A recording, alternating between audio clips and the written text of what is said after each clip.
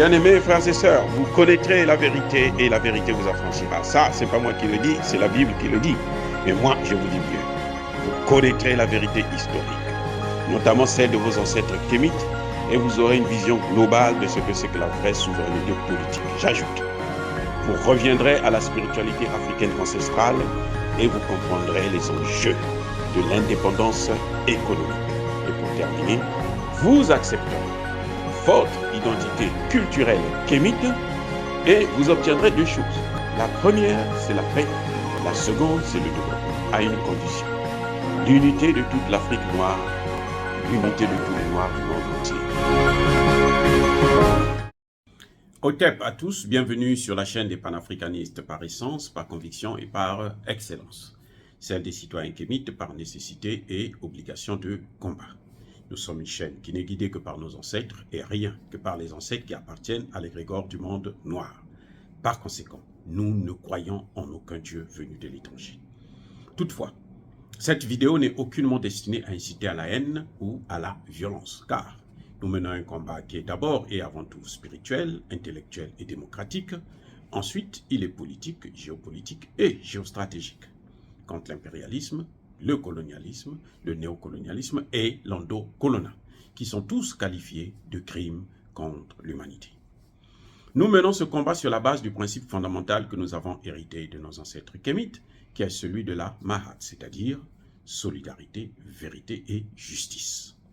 Vous êtes donc en droit de connaître la vérité, et nous avons l'obligation de vous dire la vérité, rien que la vérité, afin que justice soit rendue au continent africain. Et ça, c'est notre modeste contribution dans cette noble lutte en faveur de la souveraineté, la dignité, la solidarité et l'unité africaine. C'est exactement ça que nous appelons le panafricanisme. Bien-aimés frères et sœurs, le président du Conseil européen, ancien Premier ministre belge, M. Charles Michel, s'est rendu au sommet de l'Union africaine, sans avoir été invité par l'Union africaine, mais il s'est auto-invité pour venir, comme d'habitude, influencer les décisions de l'Union africaine et pour venir s'attaquer à leur bête noire, leur ennemi juré, qui est aujourd'hui le Mali. Et il a fait des déclarations tapageuses qui, comme d'habitude, n'ont ni tête ni queue, mais des déclarations qui montrent bien la haine que l'Union européenne a vis-à-vis du Mali. Ce monsieur est venu déclarer que le Mali a expulsé tous les pays européens, en tout cas la majorité des pays européens qui travaillaient, qui étaient en collaboration avec lui plutôt. Et que depuis le départ de ces Européens, la situation ne cesse de s'aggraver et la situation est devenue très critique. Les terroristes ne cessent d'occuper le terrain et bientôt ils vont prendre tout le pays. Voilà, ça se passe dans sa tête, bien entendu, c'est ce qu'il souhaite. Nous avons eu une réponse en bonne et due forme du ministère des Affaires étrangères du gouvernement malien qui a précisé que c'était 1. Une ingérence, 2. C'était des mensonges, 3. Ils ont précisé exactement la situation, comment elle se passait. En effet, lorsque le Mali, la France s'est auto-invitée, parce que nous savons aujourd'hui, nous avons toutes les informations, que le Mali n'avait jamais demandé des troupes au sol. François Hollande a imposé les troupes au sol. En plus, ils étaient en nombre incommensurable, 4500. Lorsqu'ils sont arrivés au Mali, le territoire était occupé à hauteur de 10% seulement par les djihadistes. Lorsque les Maliens ont compris, après 8 ans de présence d'occupants français, mercenaires français, que c'était plutôt une occupation et qu'on ne pouvait pas continuer à tolérer ça, le territoire était occupé à 80%. Donc, M. Charles Michel, je voudrais savoir comment il comprend, comment il explique cette situation. Et aujourd'hui, en moins d'un an, le Mali a récupéré une bonne partie, plus de 60% des 80% qu'ils avaient occupés. Écoutez bien, en moins d'un an. Et d'ailleurs, le ministère des Affaires étrangères l'a rappelé, que ce n'est pas le Mali qui a chassé la France. C'est la France qui a décidé de partir. En fait, la France, ce que j'ai bien compris, c'est que la France avait voulu faire le chantage, comme elle avait fait à l'époque à Pau. Je ne sais pas si vous vous souvenez de cette réunion de Pau, où elle avait convoqué les 5 chefs d'État du G5 Sahel, en leur disant non, si vous ne voulez pas que je vienne, que je quitte le Sahel, moi je quitte le Sahel. Et les chefs d'État bidons, les chefs d'État corrompus, les chefs d'État vauriens, à l'époque, qu'est-ce qu'ils ont fait? Ils ont dit non, non, non, non, non, non, oh, par pitié. Ils se sont mis à genoux devant Emmanuel Macron pour dire reviens.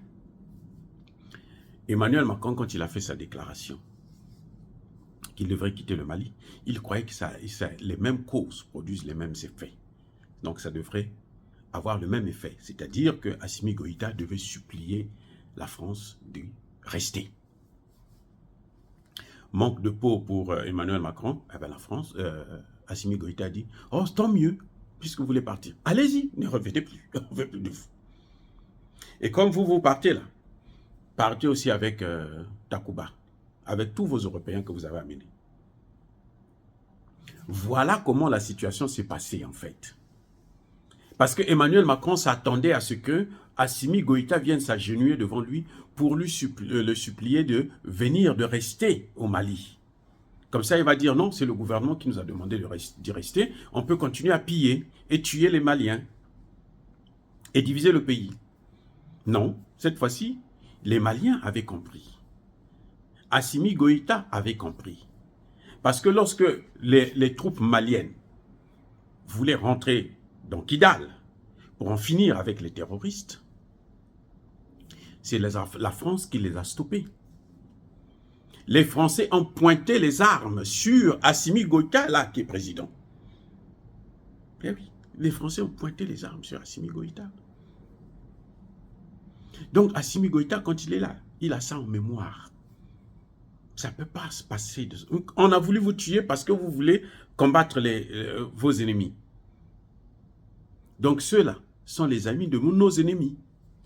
Assimi Goïta avait compris ça. Mais comme il n'avait pas le pouvoir, c'est un soldat. Il s'est tué, il a attendu le moment venu. Maintenant, il en profite. Il règle les comptes. Et ça, c'est tout à fait normal. Ça va de soi. N'importe qui ferait pareil. Moi y compris. Donc, voilà. Ce que Charles Michel oublie, c'est ça. C'est qu'ils ont trop joué avec l'Afrique. Et ils pensent que ça doit continuer. Mais ils ont joué avec l'Afrique parce que les Africains n'ont jamais pris leurs responsabilités. C'est le premier pays, le Mali est le premier pays africain à prendre ses responsabilités face à l'Union européenne, face à ces Européens qui nous ont colonisés, qui nous ont pris en esclavage. Parce que même Touadéra est allé voir Poutine à la demande d'Emmanuel Macron. Mais oui, mais Assimi Goïta, ce n'est pas à la demande d'Emmanuel Macron. Il a dit, moi je veux ma souveraineté, donc à ce moment, je dois faire face à ces situations. Donc M. Charles Michel, quand il vient parler, il oublie d'ailleurs, attendez, est-ce qu'un Belge sérieux peut avoir le courage de parler devant des Africains? Je répète la question. Est-ce qu'un Belge sérieux peut avoir le courage de faire la morale à des Africains?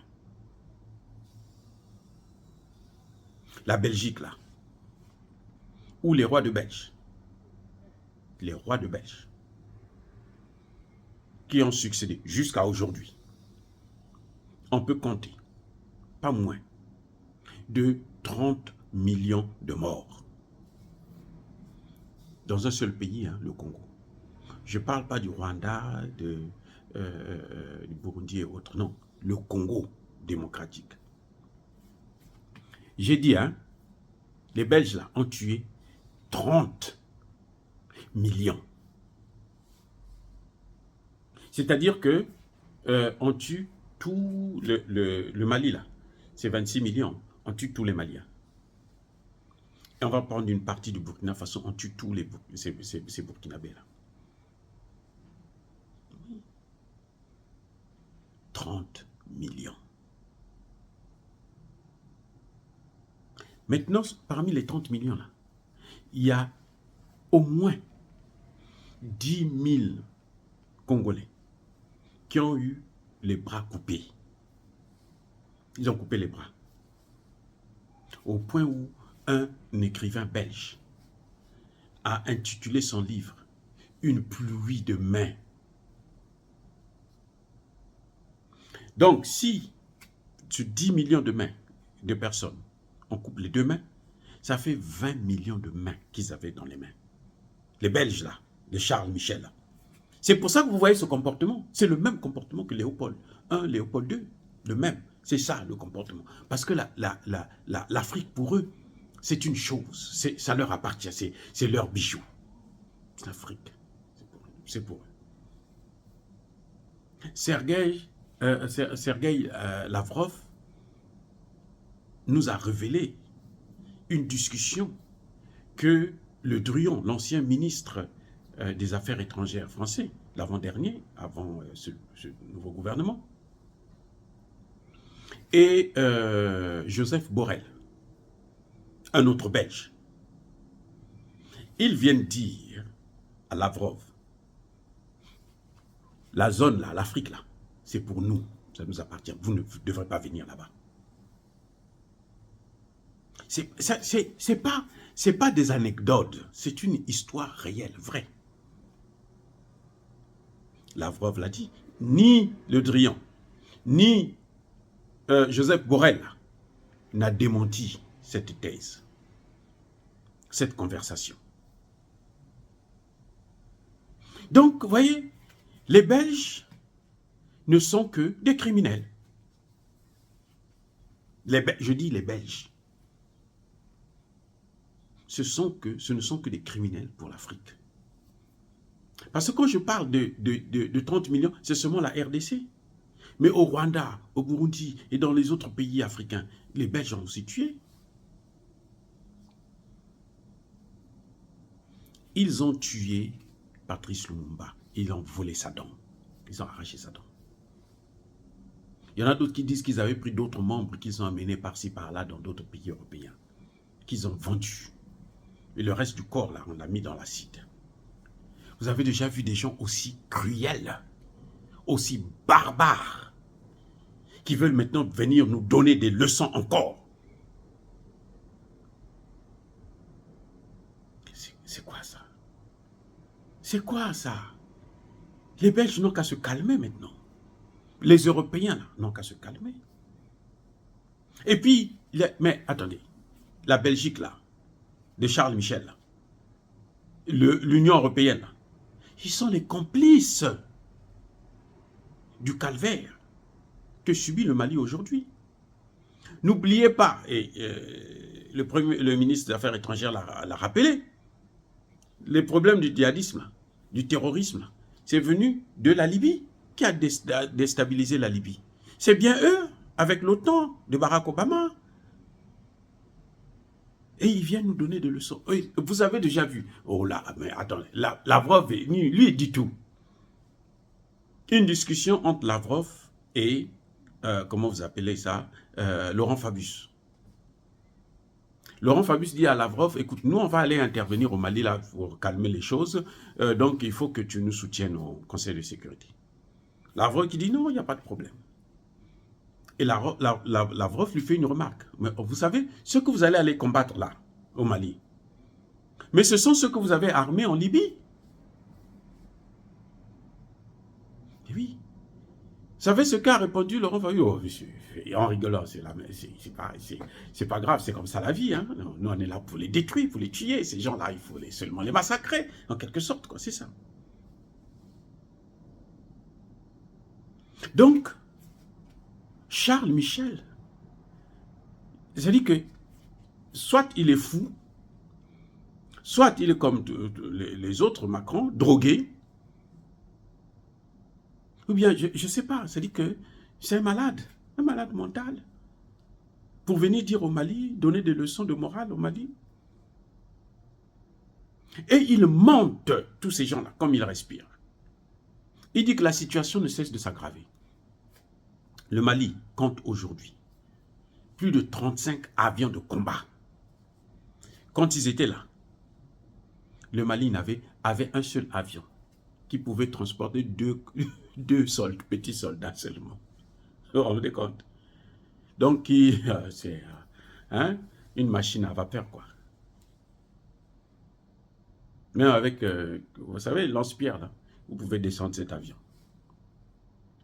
Depuis que le Mali a chassé, a expulsé l'armée française, les mercenaires français, le Mali compte au moins 35 avions de combat. Le Mali a des drones. Le Mali est en train de récupérer le territoire. Je vous ai dit plus de 60% sur les 80% qui étaient occupés. Mais qu'est-ce que vous cherchez d'autre? Est-ce qu'il y a photo? Regardez le Burkina Faso, à peine qu'il a pris seulement la décision d'expulser les Français. Il ne perd plus sur le terrain. Le Burkina Faso est en train de récupérer des terres. Il est en train de récupérer le territoire.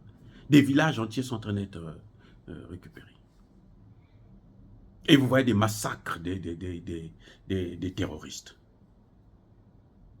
Et les Français, là où ils sont, là, avec les Belges, les Américains et autres, au Niger, là, on vient de tuer près d'une centaine de militaires et de civils. Au moins une centaine. Vous savez pourquoi? Parce que les djihadistes n'arrivent plus à opérer au Mali et au Burkina Faso. Ils opèrent maintenant seulement au Niger. Et pourquoi ils opèrent au Niger? Parce que ils sont soutenus par les forces étrangères qui sont au Niger. C'est pour ça que vous avez vu que des syndicalistes nigériens ne sont pas contents. 14 syndicalistes. 14 syndicats se sont regroupés pour demander le départ de toutes les troupes étrangères. Voilà ce qui se passe exactement.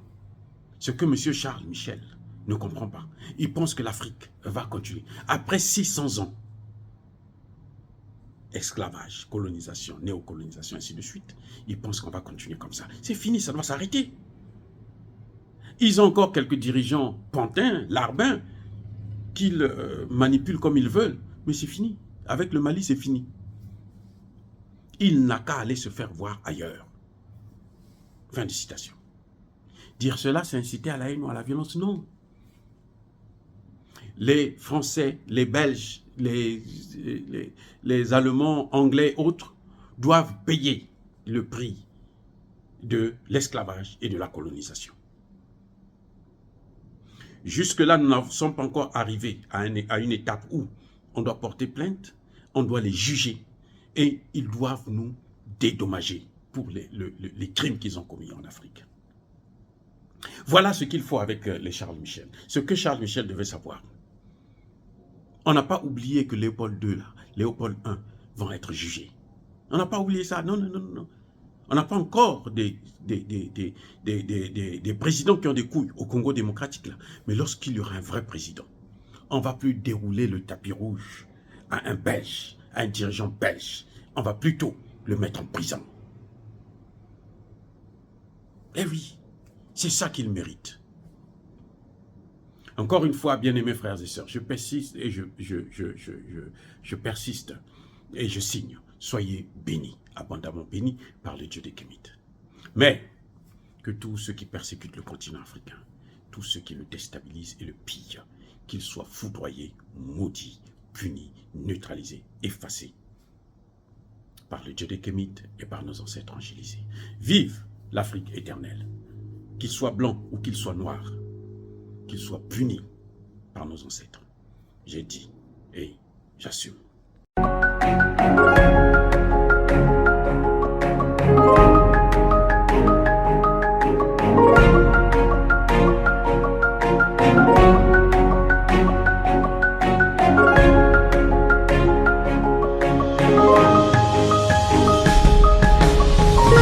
Eux, ils marchent par la foi et non par la vue.